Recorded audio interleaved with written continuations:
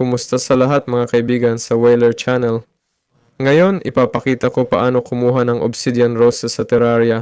Para dito, kailangan bumaba sa impyerno at magsimulang pumatay ng mga mob. Ito ang obsidian rose. Nahuhulog ito sa mga demonyo na nagpapaputok ng apoy sa'yo. Ngayon, susubukan kong ipakita ang isa sa mga mob na to.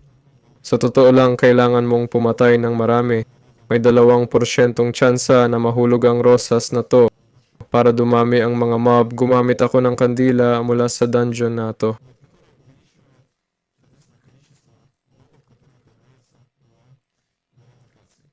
Ayun, hintayin natin lumitaw ang kailangan nating mob. Babalik ako.